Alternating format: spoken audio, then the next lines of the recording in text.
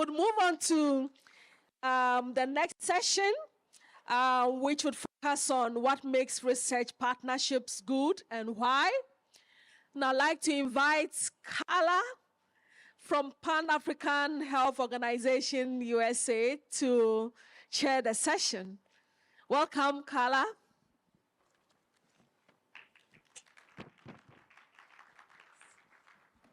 Thank you, Paulina. And I have to say, we will not be as entertaining as the dancers, but we'll do our best, okay? I'm Carla Sáenz. I'm responsible for regional program of bioethics at the Pan American Health Organization. And I don't know if I should have our colleagues here now. I don't know if Chelsea and Marlene want to come and sit here. Well, we start, but anyway, so. Okay, let me start. So the goal of this session is to, in a way, frame the discussion for these 2 days and to ask ourselves what makes research partnerships good and why. And if you think about the different ways in which we talk about research partnerships, very often we talk about research partnerships being sometimes very good, sometimes very bad, and there's a whole spectrum of research partnerships that most of us have experienced firsthand or at least heard about, right? So we can describe an entire spectrum of very different research partnerships. But we also talk about research partnerships in a different way.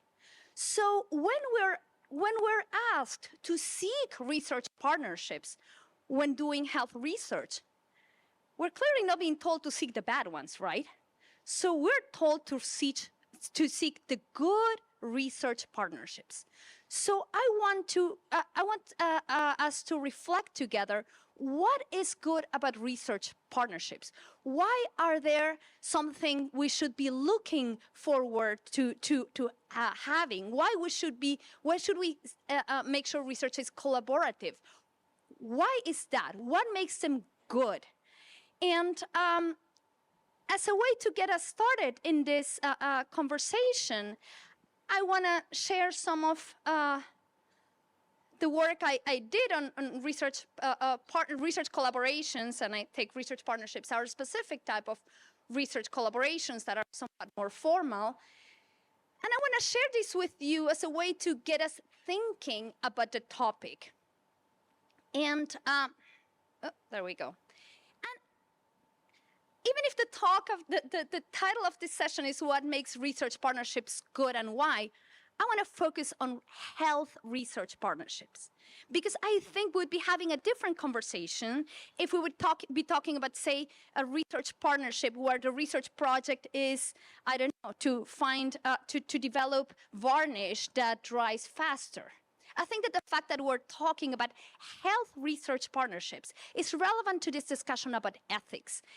And I think that the ethical character of health research is what frames our discussion about research collaborations and research partnerships. And what do I have in mind? I think that health research is, as it were, a morally loaded enterprise. And why is that? And I'm borrowing ideas from Alex London in his book, For the Common Good, because the ethical value of health confers ethical value to health research. It's because we ought to promote people's health, that we ought to promote health research, that we ought to do health research, because it's the way to find solutions to health problems. That's ultimately the way to advance health for everybody. And because we have the duty to do health research, the way in which we do health research is morally relevant. It matters. If we do health research faster as opposed to slower, if we do health research in a way that yields more benefit as opposed to less benefit, that matters. So I think that that's the background of our discussion about health research partnerships. And you may be thinking, What exactly are health research partnerships? What type of partnerships are we talking about? This is absolutely a non-comprehensive list, but at least it's something that can get us thinking about research partnerships. So we talk about engaging in partnerships with researchers that are based in the places where research is going to be conducted. We talk about research partnerships with researchers that are based in the area where the research results are expected to be implemented, where they're expected to be beneficial, and that can be a specific location or all over. We talk about research partnerships with people that are doing the same type of research, so we avoid duplications.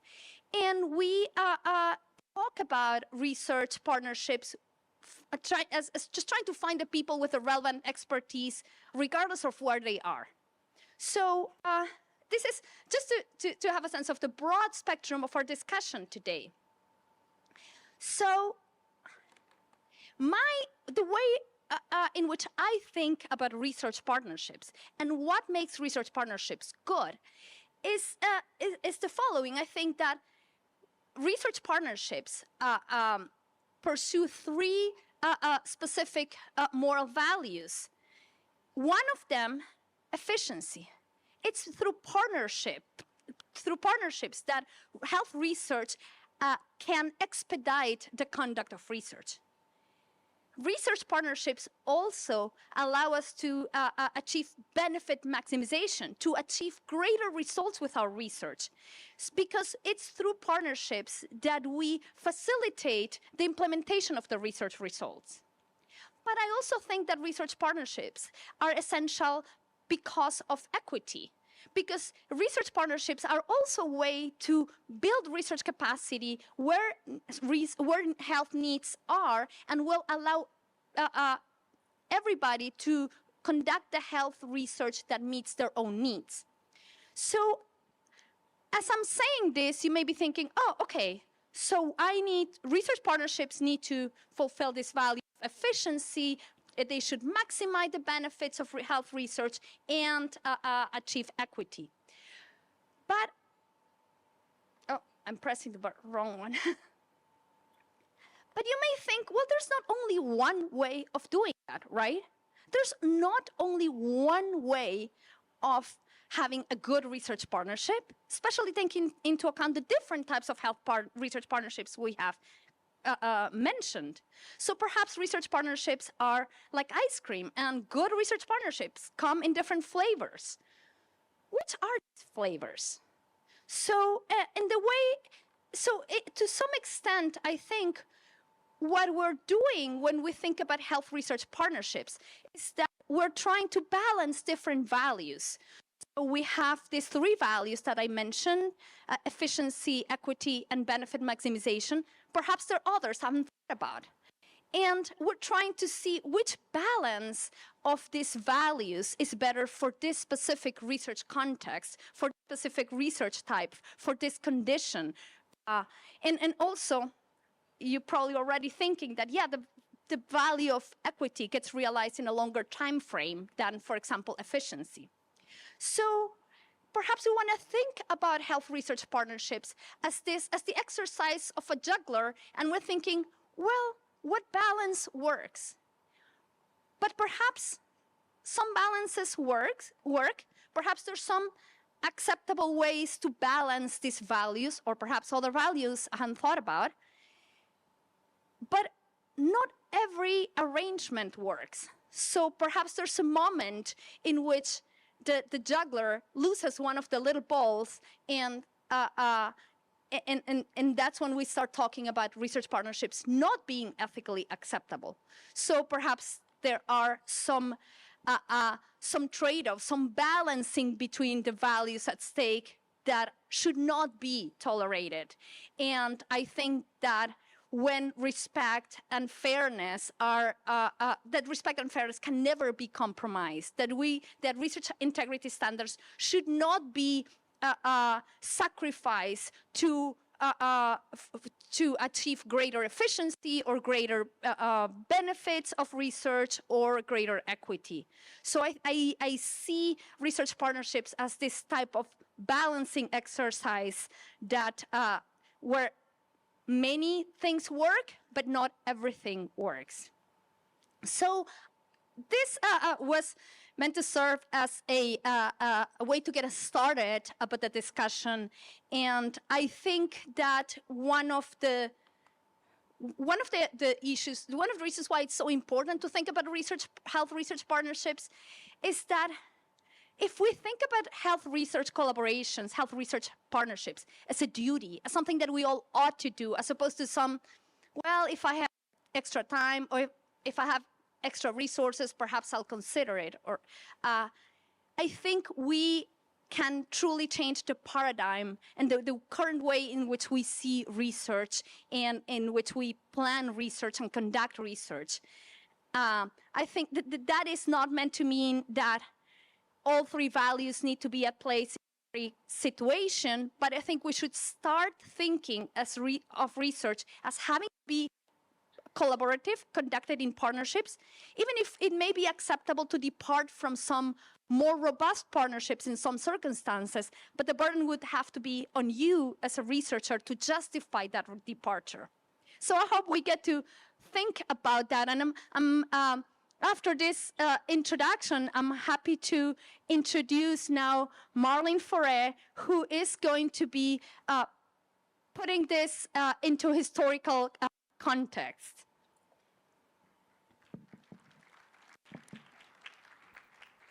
And forgot to say, Marlene comes from Ethos University, Ethos Oxford University, Ethos Central University of Oxford. Thanks. I'm not juggling this one. Good morning, everyone. Thanks, Carla. It's nice to see you all. In discussing what the session should be, we thought it would be important to, so obviously the session is about framing partnerships and really trying to kind of center the ethics in that discussion. And we thought it would be important in having that conversations about ethics to actually think about what does it like to contextualize and to historicize that conversation, because of course values and trade-offs and all of that certainly doesn't happen in a vacuum. And so I guess part of the work I want to do here is when we're thinking about what we're doing, why we're opting for this value as opposed to that, for example, why are we doing it there, in that place, in that time, and why does that make sense for this group of people? And so I guess I want to, I need to use my slides, which I should say at the start are very boring. So I'm sorry, I had some internet challenges and so couldn't make them creative. And so there's lots of text and it's in black and white. So apologies, just at the outset. But I guess if I'm going to tell, Carla, you're going to tell me when I'm over time, right? Okay, great. So I do, so in thinking about those trade-offs, I think the first thing I want to say is, I think in thinking about the history of partnerships, the first thing I want to say is it's interesting that between Caesar and Devaki's talk that we actually didn't talk about this, but actually what I want to do is in some ways is following on obviously from Carla, but also Caesar and Devaki in terms of thinking about what does it look like when you zoom in and out and what do you see? Like what kind of perspectives do you see? And so I think the talks this morning were really, really valuable and rich when one zooms in and thinks about like what happens internally within a particular institution, between institutions, and Carla did some of that ethics work. And I guess that's what I want to do is some of the zooming out work, is to think about what do we see when we just take a step back and think about how partnerships emerge historically and globally as a thing, right? Because partnerships don't just happen in a vacuum. So I am going to talk, so I'm not a historian, but I am going to talk about three, very briefly, these kinds of three historical turning points, which I think are really useful when thinking about partnerships and how they come to be in its particular form. And so if you are a historian, this is going to be most unsatisfying, and I'm sorry. And also to say that some of this is probably familiar to us, but I think it's useful to have it in the background as we frame this discussion over the next 2 days. And so the first movement I want to think about is is a kind of new world that's being born at the end of the Second World War. And this idea of a kind of new internationalism that gets formed, or at least gets reinvigorated. Of course, these ideas have been along for a long time, but that post-war Europe is in ruins. The United States come to prominence as this kind of global empire. And so it's a particular moment to reflect on how internationalism then happens in that context. And what we see, and I think it's important to say that when we think about partnerships are often, in global health at least, there's a kind of tendency to think about it as relatively new, right? They're starting in the kind of early 1990s, maybe the 80s. And I want to kind of just take a step back from that to this particular period and to think about kind of what's happening there, right? So I think the first thing to say is that there's two moments there. So the one is at the end of the Second World War, and the other one is, in many ways, former colonized countries are gaining political independence, right? They're fighting for it, they've resisted for a long time, and they're starting to gain independence. And so as the US becomes more powerful, there is this increasing focus, interestingly, on global inequality. Right? So you see that there's this idea of why are some countries wealthy while other countries are poor? And there's enormous resources, intellectual resources, financial resources, and so on, marshaled towards explaining why you have this difference. And so we know ideas around modernization theory and all the rest of it around development, right? This is the development age in this particular way that begins to be born. And the US really, I think, takes center stage here. And what we see, I think, as the kind of prevailing logic is that if we're going to fix the problem of inequality, what we need to do is that because as wealthy countries, the explanation is because we have the technological advancements, which explains our wealth, we need to share our learning and our knowledge with poor countries, if you like. And so I've got this quote here by US President Harry Truman, who, and this is sort of in 1945, he gives this really famous lecture, and I'm just going to read it. So more than half of the people of the world live in conditions approaching misery. Their food is inadequate. They are victims of disease. I believe that we should make available to peace-loving people the benefits of our store of technical knowledge in order to help them realize their aspirations for a better life. Greater production is key to prosperity and peace. The key to greater production is a wider and more vigorous application of modern scientific and technical knowledge. And so I read that because, that thought is echoed in different ways across the US and Europe and in other places, of course. But really, I guess what I want to highlight is that becomes the kind of framing idea to think about what partnerships and what cooperation between countries then gets to look like. This idea that knowledge ought to be shared from wealthy countries to poor countries in the hopes that they too can develop like wealthy countries.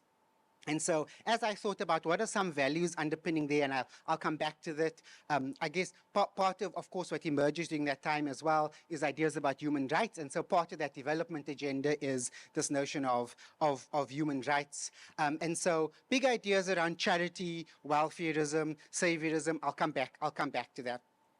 I guess the second moment I want to talk about is this moment where, I guess, if you like, the global south, the third world, underdeveloped countries, however you want to frame that, speaks back, right? There's this moment of speaking back. Of course, there's a very long history of anti-colonial thinkers trying to make sense of this very problem of global inequality. But instead of framing it as a problem of a kind of development trajectory that poor countries must catch up with wealthy countries. In fact, we have a long history of anti-colonial saying, actually, there's lots of ideas of dependency, there's lots of ideas of poor countries, of colonial countries, developing colonial countries, actually. So ideas around extraction, slavery, all of that actually becomes the central focus of what development models look like for both the West and those peripheral countries, or in terms of those terms, And that begins an alternative model to explain that. And so then to link that to health quite specifically as a kind of, to kind of ground what I mean by that, perhaps one kind of reflection, and I'm sure this is a kind of history that we are all familiar with, but it's that Alma Ata Declaration of 1978. And really, this is a moment where countries, poor countries largely, but not only poor countries, band together through the WHO, and actually they come together and they say the world's unequal and this is a real problem and we need a different kind of world. So they put together this declaration that centers many things, including things like primary health. They focus on what we now call the social determinants of health, ideas around everybody must have access to clean water, sanitation, decent work, and so on. But importantly, and I think this is what often gets missed, that declaration very explicitly then links what that means to a kind of more equitable and just global order economically and politically as well. And so these leaders deliberately align the declaration to broader calls for a more equitable and just world. And so this is a different kind of imagination about what equity looks like and what international cooperation and collaboration looks like, right? These are different values, and what we see there are ideas of solidarity and recognition, questions of redistributive justice that take center stage, and as I say, a different kind of imagination of what the world ought to be. And then the final movement I want to reflect on is, I suppose, a kind of response to that kind of anti-colonial approach of the world. And that really is then brings me to how partnerships are in this particular moment. And so as a response to these really kind of demands for redistribution and a more equitable world, you see wealthy world leaders, but at this point in time, not only wealthy countries, but you see organizations like the World Bank, philanthropic organizations, and others become to be more powerful in these discussions. And so instead of opting for this kind of a very broad, horizontal type approach to health, what they do is they kind of take a selective or a watered down approach to thinking about health and what that means. And so you have an increased focus on these kinds of technological innovations that's going to solve very serious and complex health challenges. And the other thing, of course, that we know is that we start to focus on very specific diseases that we can measure and that we can show impact in eradicating or in solving those challenges. And so I guess that's this kind of neoliberal idea of health, where what really takes center stage is how can we get the biggest bang for our buck, right? Like how can we solve these with maximum benefit, but spend the least amount of money? So that kind of in prevailing economic logic. And so this is by the early 1990s, or at least the 80s and into the 90s. And at this point, of course, globalization and all its discontents has taken root all around the world. The HIV crisis is now something that's in the purview of countries around the world. And again, inequality is something that takes center stage. The Council of Health and Research for Development at the time publishes a really well-known and important report thinking about why research matters in the global south, and making the particular case that research is going to be critical not just for the health of poor countries but also for their development. And so you then so partnerships in global health then start to take center stage in that particular way as actors and as the world is organized differently as a result of these changes. And so I've kind of spoken about these three moments very quickly, very briefly. I could have chosen other three moments. It's by far not the only one, but I've chosen those. And I hope that that's a useful way to frame partnerships. I forgot about my slides, but I do just want to end here, which is a very rough summary of what I think the ideas around values and what they are. And so if we think about the kind of post-world, there's lots of throughout. I think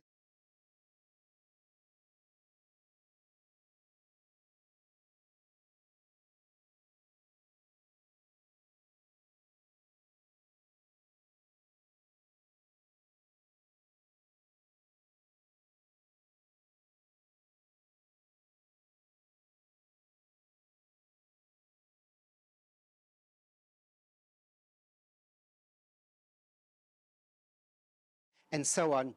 And it feels to me that this kind of historicizing is particularly important now because once again we're at a different turning point, right? We're in the sort of post-globalizing world that has been built over the last couple of decades, and once again we are forced to think about what it means to live together and what it means to work together.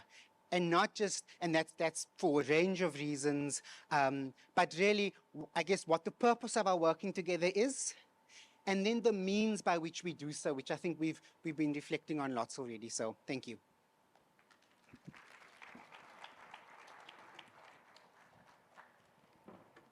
Thank you so much, Marlene, for providing that historical context. I'm happy now to invite Chelsea Motlin from Hopkins University School of Medicine, and she will make some of this more real and applicable to many of our discussions.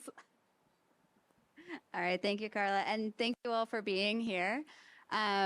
So in my work, I'm very focused on the operationalization and implementation of equity and international research collaboration. So when I was asked to give a talk on the conceptual issues, my initial response was, I think you have the wrong email.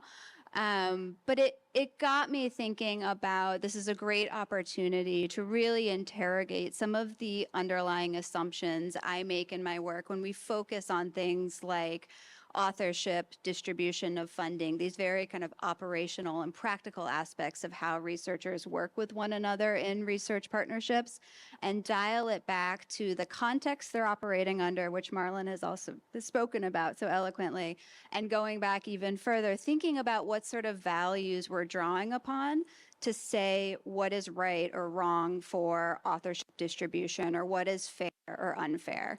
So this is really kind of inviting an opportunity to go through from my perspective and my thinking, but I certainly want to invite everyone in the audience to kind of go through the exercise themselves, because I'm sure each person in the room would come to a slightly different conclusion and draw from different values. So this is more to kind of spurn the conversation and to say, like, this is exactly what needs to be done. So to start off, I'm not going to make anyone say it out loud, but just think of one word that describes your experience with how authorship is assigned in your research collaboration or when you work with your collaborators, okay? I'm going to have you hold on to that word and think about immediately that word that comes to mind. Is there a negative valence to it? Is there a neutral valence? Or is there a positive valence to it? So when they did this exercise with PhD students at Duke University in the US, we got a really broad spectrum of responses, right? Some were positive. They said words like collaborative and good. There were some very negative responses, things like contentious, uncomfortable. My personal favorite, eye roll, up in the upper left-hand corner. And then there was just a lot of confusion. It's confusing, it's complicated, it's uncertain. So a wide spectrum of different experiences when it comes to authorship. And then hearkening back also to Marlon's talk, authorship is not just this direct correlation with your contribution to the scientific product, right? It actually is this deeply ingrained relational and socio-professional phenomenon that's influenced by a wide variety of different factors, both historically and contemporarily. So I'm not going to go through this whole long list. We'd be here for, an hour. But just to say that authorship in and of itself is not siloed. It is a part of this very complex web of factors that can influence who ends up as an author on a paper and who does not. So trying to kind of dial it back to what sort of values we draw upon to determine why we consider authorship to be important. One of the first questions it's helpful to ask is, why is authorship important, just logistically or professionally? So the things I was able to come up with, it is a way of denoting your research group's authority within a certain research space. It denotes experience and expertise within kind of a globalization of science. When you're working as a part of a team, it's able to show that you have a leadership role on that team and producing a certain paper. And it also is a way of signaling to your institution and to your peers that you have a professional commitment to a certain area. So if we then think about logistically, this is why we're kind of valuing authorship. thinking about it ethically, what sort of considerations justify why we say it's important. So things like either giving or commanding respect because you're considered an authority or an expert in the area. If you have multiple authors who benefit professionally from being on the paper, there's some mutual benefit. It is a way of signaling co-production of knowledge, which is something that we talk about all the time, sometimes more superficially than we should. And lastly, it can also be a common marker for capacity building. It is a way of showing that you have developed a skill set within your research collaboration that has allowed researchers to rise to the level of being considered an author on a paper. And so then lastly, getting to these larger picture values, again, there's a wide umbrella of things you can choose from. These are the things that kind of came to mind for me.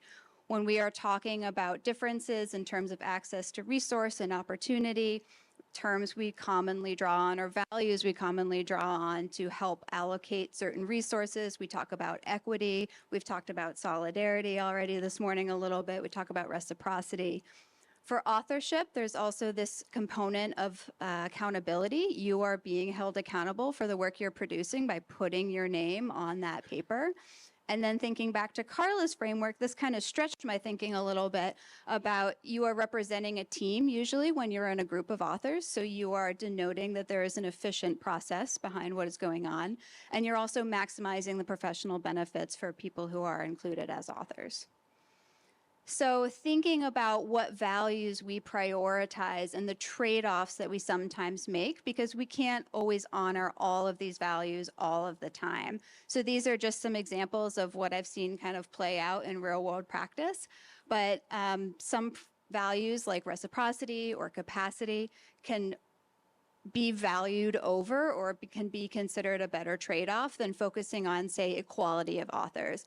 A big limitation of the International Council for Medical Journal Editors, which is kind of the, for lack of a better term, leading authority on who gets to be an author and why, is that it doesn't really account for differences in terms of access and opportunity and resources. So it approaches authorship as this very kind of strict contributions to the scientific product.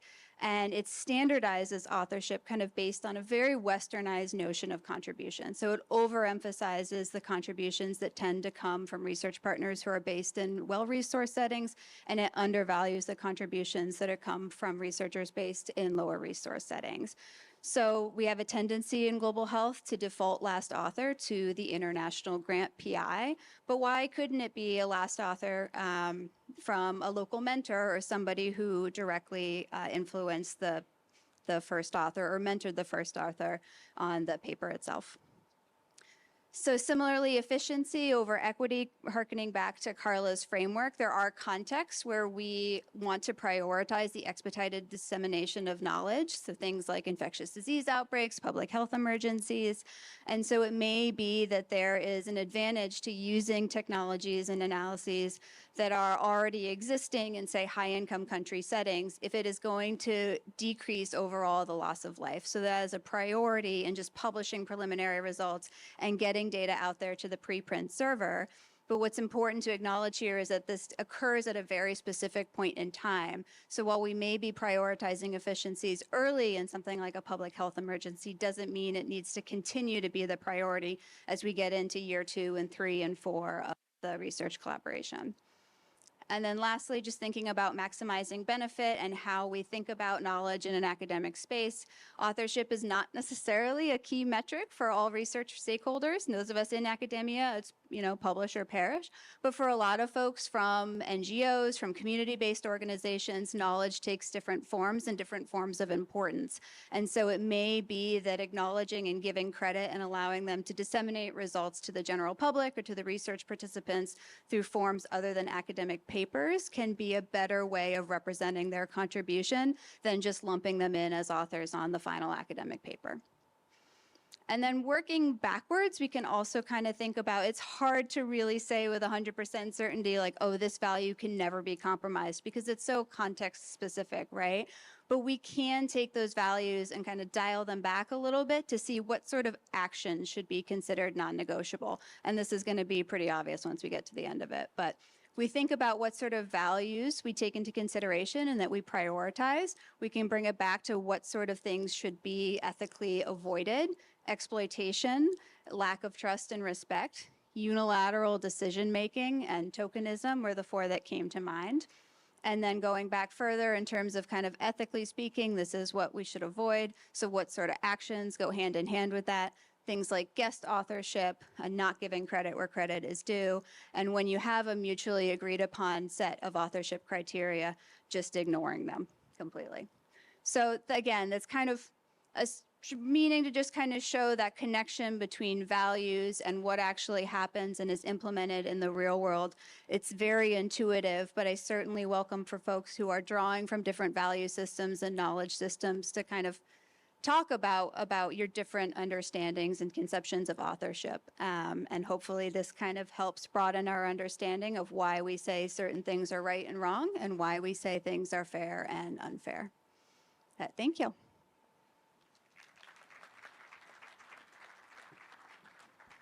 Thank you so much, Chelsea. So now we have time to take questions from people. So raise your hand if you have a question.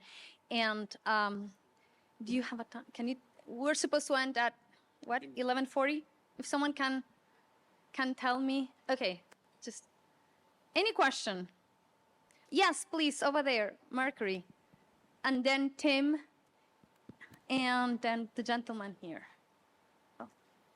Oh, go ahead. Sorry, there's a lot of light that I don't see well. Yep. Thank you very much to our two presenters. And my question is directed to Marlene. So when you were presenting the historical bit, I noted that you started talking about the period after the Second World War. And particularly when I think about the situation on the African continent, I believe the period during the time of colonialism, so here we're looking at the 1890s, would, for me, matter, because then that was the point when we were seeing countries kind of being linked together through that, the colonialism as an activity that was going on. So what is your comment with regards to that? And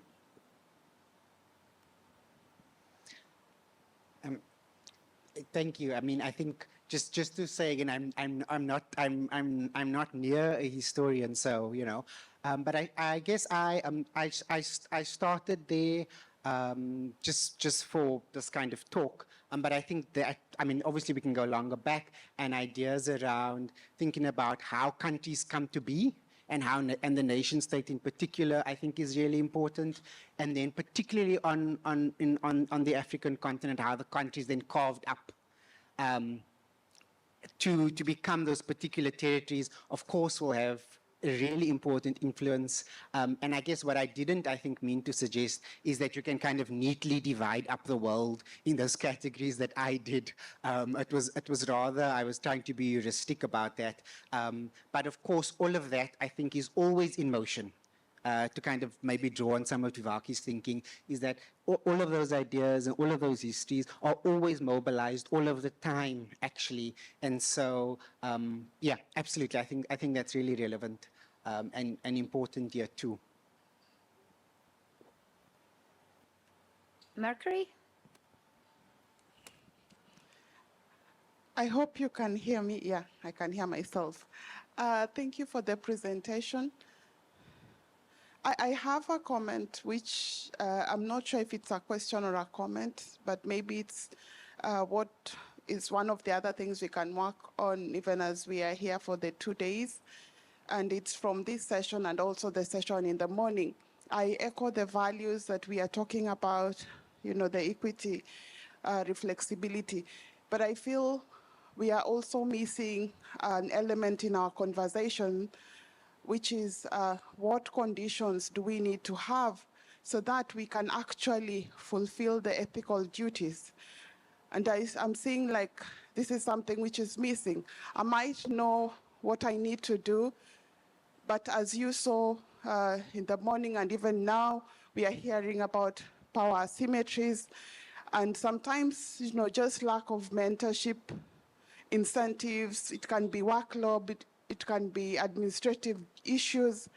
But then these are things which might not make it realistically possible for us to do what we are all talking about here about, the values and the ethics. So how can we, work together, now and during these 2 days to actually think about how can we also have a conducive system that enables us to be able to actualize these ideals. Thank you. Thank you, Mercury. And well, I think Tim was the next person. Oh, sorry. Now there are a million hands. Then I thought I saw Tim first, and then this gentleman, and then all right. that table. So I just wanted to say in response to what Mercury said, there was a point after COVID when the calls for research to be collaborative, the calls for research to work through partnerships were all over. It was like a mantra. And what I was missing was a discussion about why do we care? Because I was encountering lots of people in the region of the Americas that they were saying, I like to do it on my own. Why do I care? I can do it on my own. I don't need that. And I felt like we were in need of an argument, persuasive argument to say, no, you ought to do it this way, and these are the reasons. And I think that is relevant for your discussion, your point, because having a clarity of where we ought to go and why is what's going to help us devise the path to there and take action that will guide us there. At least that's how I see it. I don't know if you want to add anything. No, and I think kind of working in this space, there's a general sense that we're approaching consensus on what we should be doing. And that actually probably is not the best way of approaching it, because I think that kind of normalizes a lot of sense of like what is right and what is wrong. Like, yes, we need more LMIC representation and authors, but like, what does that actually mean? And what are the processes that go behind actually generating that otherwise fairly quantitative metric? And is that really an appropriate response? Or there are other ways that we can denote expertise and authority in a scientific space? So it's the kind of thing where it feels like as a group, we are moving towards consensus at a time where we should still be embracing plurality in what is important. And so I always just kind of hesitate. But the logistical considerations do weigh in heavily. And I think that's why kind of hearkening back to really questioning like what is important, what is negotiable, and what is non-negotiable, because that can help guide us, especially during these times of incredible stress and financial shifts, to identify like what are we not willing to give up and what are we willing to compromise to kind of get through a more challenging time or more challenging logistical consideration. Thanks. Tim. Thank you very much for the talk. This is for Chelsea on authorship, and I was thinking about the fact that those equality-based approaches to authorship, such as the ICMJE and the COPE approaches, they have the let's say the cognitive advantage of being very easily identifiable. They're quite well defined, and so those of us who are critical of them, do we have like I don't know, is the onus on us to provide a clear definition of equity-based approaches to authorship? Yeah, I think there have been efforts, especially by certain journals and people who are in positions of power and authority in academic publishing, to move towards things like equity statements, which are, of course, have some issues associated with them as well, but to just allow for kind of an explanatory background of who is included as an author and why, but have it being qualitative rather than having it being checkboxes of like, this person contributed to the data analysis, this person contributed to the conceptual analysis. So acknowledging that there's a lot of different ways people can contribute, and that it doesn't necessarily have to follow this like very standardized approach, as long as that's, something that the journals are willing to engage with, and some are and some aren't. And I think that also kind of dictates where research ends up sometimes. Thanks. The gentleman here and then the table over there. and people in that table, you'll have to decide yourselves who can raise their hand first, because I just saw a bunch of hands simultaneously. So I'm Atula Samatipala. I have a comment, but which I will convert into a question, and I want sort of answers from both of you. But please give me 30 seconds to give my background, why I say this. I come from Sri Lanka. We established a research institution from scratch 25 years ago, and many know about it. One of the significant things we did, in addition to research, ethics, and community involvement engagements, we brought as 3 pillars, and the roof is the capacity building for international collaborative research. Based on that, in wearing my hat as the International Secretary for Twin Society, we brought in 32 countries to Sri Lanka. Historically, twin research had been confined only to twins, but during Sri Lankan conference, we included all 3. So based on that, my 25 years of experience is extremely positive with high-income country, low-income country, South-South partnerships. So my comment is, I strongly believe that the most important thing, you can have philosophical approaches, conceptual things, but personal attribute matters, number 1. Passionate commitment is the second one, and people walking their talk. So my question is, what do you think about those 3 things, and how can we bring that into the discussion table? Thank you.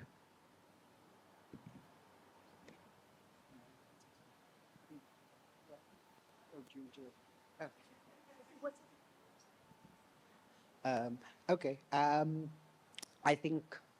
Yeah.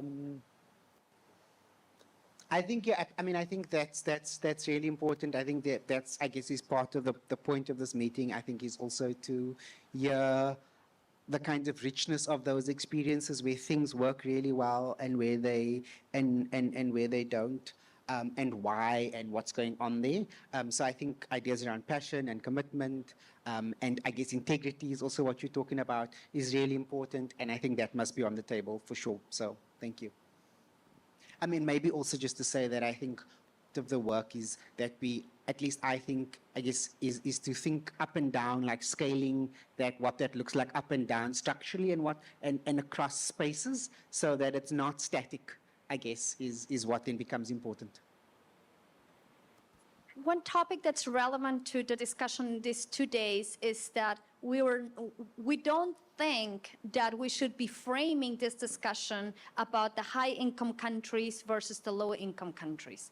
We're talking, I noticed Chelsea made the effort to talk about settings. We can be in any setting and be the one that's better off and the one that's worse off. And I'm glad to hear your experience has been so positive. I have had great experiences and I've had bad experiences, but I've also, now just thinking about the framework that we discussed, I also learn, I also can tell you how I have rationalized some of those bad experiences, because I've been very often I've contributed, I've written something, and then my name has not been included as an author. And you think like, oh my God, you're in Washington, D.C., how come, right? Well, it happens. And, but often you think like, well, it's okay, that's for, say, this grant, and that's how I'm gonna pay my people. So some good is coming out of this. Or that's a paper that's going to be really impactful, and it's just like the benefit that will result from this research justifies that. And the way I see things now, I'm like, no, some things are non-negotiable. It's unfair when you work on something that your contribution is not recognized. And that shouldn't be something that we sacrifice to advance research partnerships, to advance the value of research, to advance the equity, the knowledge that's going to result, and the way, the expediency with which research is going to be conducted. So that's like my thinking about it. And okay, the table that is going to self-decide. Wow, great job. Yeah. Go for it. Thank you. My question is to the Chelsea. That we know that there is a multinational collaborative research, and in this research, is there any mechanism developed, the order of the authorship? Because, yeah. There are kind of a wide variety of different frameworks and toolkits. I think there's only one that is specifically geared towards authorship, and it's fairly, if I can say this word, old. It was, I think, published in 2009 at this point. So generally, when we look at what sort of frameworks and toolkits are available for interrogating and looking at equity and fairness in international research collaborations, there's a wide range of them, and they all include authorship in some way, shape, or form.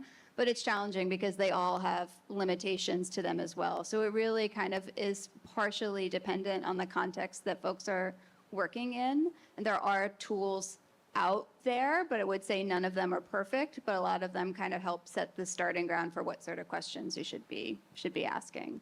And I just had one other comment on the first question, if that's okay, because I think this is a really interesting issue around the relational aspects of how we do science and how we work with other people, because I think especially in the current political climate, we've always had this concept that like the relational is so important. It's the bedrock of what we do. It's forming collaborations and relationships and creating science out of that. But we're really, in a lot of instances, being tested on what are the limits of our relational kind of aspects of what we do, and at what point do the kind of technological barriers that we're facing overcome that? Like, at what point do close working relationships become obligation because I'm not able to adequately pay some of my collaborators, things like that. So I think we're at a time where we're really kind of challenging one of the assumptions we've made, which is that relationships are important and can never be broken, because I think we're just at an interesting time to look at that phenomenon and exactly how far the relationship can go. Thanks. Do we have time for? Yes. Okay. I hear a voice somewhere. I'll take the last one, if you don't mind.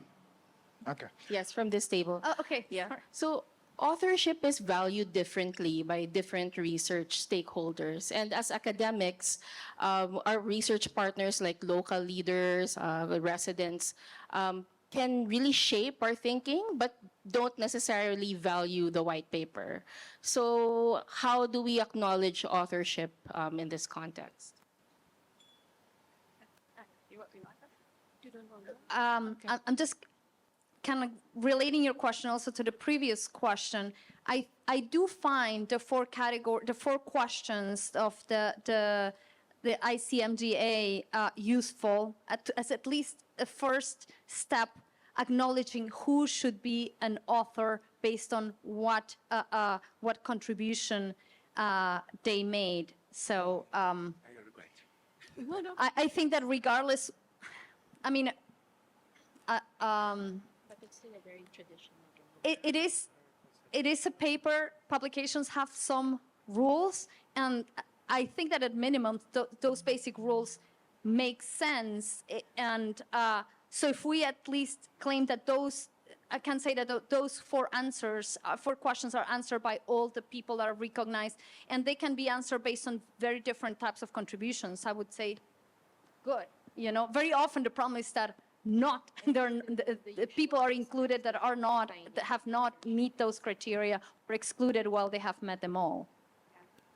And there's so many different ways of disseminating knowledge. And so also going back to community leaders or your partners and saying, like, what would be your ideal way of disseminating what we're learning as a part of this collaboration, and have them lead that effort or contribute to that effort in a way that gives them the acknowledgement that is meaningful to them. I think just kind of we get so focused on like the paper is what's important because it's how we communicate with our peers, but there's a whole world out there of different communication mechanisms, going on a news program, talking on the radio. Like, are there other ways of getting the information out there that would be more, that meets that same idea of professional advancement for them that we are kind of benefiting from as academic researchers? So having those conversations early and continuously can be really helpful to make sure you're kind of maximizing the benefit of what you're doing. Yes. Hi. Thank you so much for the interesting discussions. I have one quick comment, and I'm Deepika Saluja. I work with the George Institute for Global Health, and I manage a program called Ubuntu Initiative, which is focused on building equitable partnerships with African institutions and researchers. So my reflection is coming from the experience of managing those partnerships. And I think when we talk about making research partnerships good, is at what level are we talking? Because a lot of us are engaged in so many individual or group level or team level collaborations and partnerships. But when we take these partnerships to an institutional level and formalizing it, different set of factors come into the play, like the first comment on, the actual everyday nuances of embedding, those values of equity and fairness and shared decision making and shared ownership. What does it mean when we engage with our partners in everyday team calls? Who's leading the call? Who's taking notes? How are we making those decisions on an everyday basis? So that becomes very, very important. And my request, just to adding to that, is that I would really like to have a lot of focus and discussion in the next 2 days to unpack those layers, because a lot has been discussed and written about what needs to be done and where we ought to go. But then what does it take on an everyday basis? The reminders that we need to give to ourselves, the self-reflexivity and all of that. But that would be really appreciated. Thank you. Thank you for your comment. I think that if we at least, I had that slide when I showed 4 types of research partnerships, 4 out of many, right? But we could have another slide showing the complex web of relationships that you can think for each of those. And you would see that we're kind of like juggling these 3 balls, but it's way more complicated than juggling 3 balls or 30 balls. And that we have to, that the task of thinking what this means in real cases is more complex than what we thought. But if we at least start having that conversation, as opposed to taking it for granted, I think we have improved the situation. Gustavo?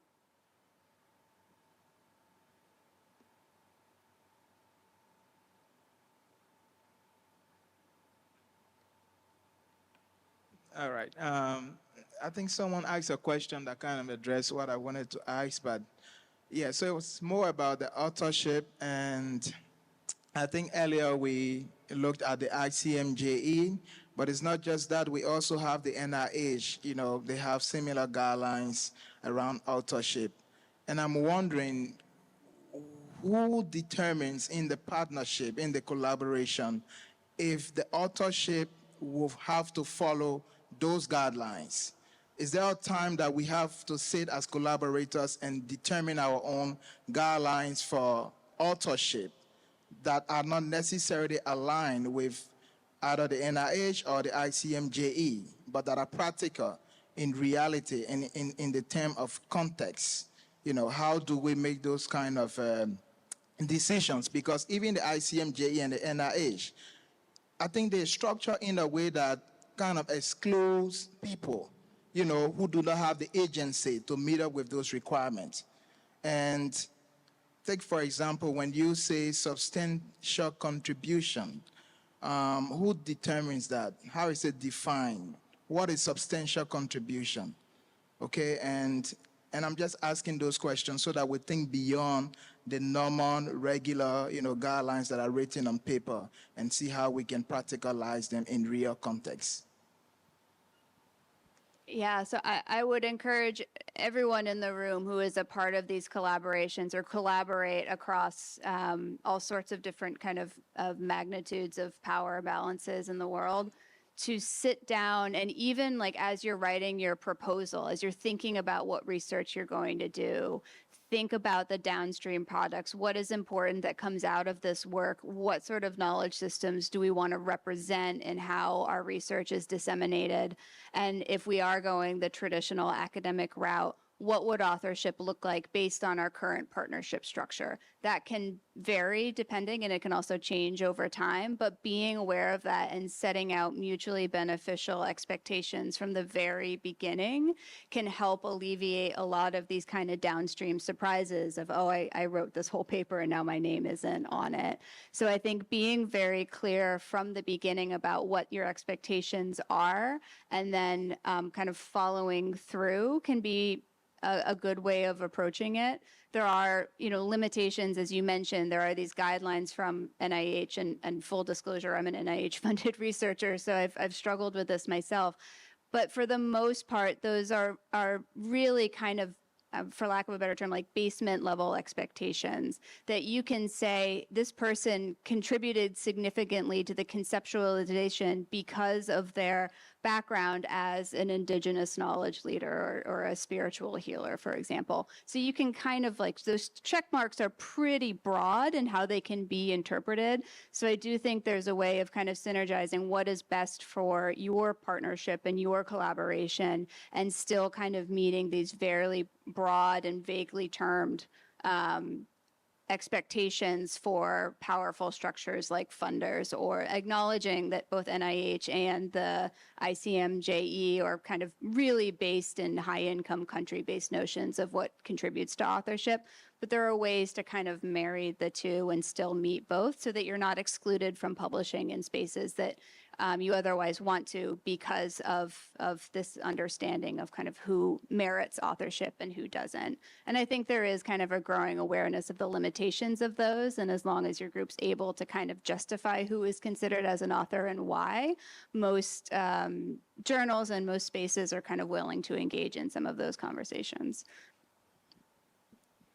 Things, and I think it's also on us to make an effort to make sure that those criteria are not just on paper, but are really get captured with what happened in reality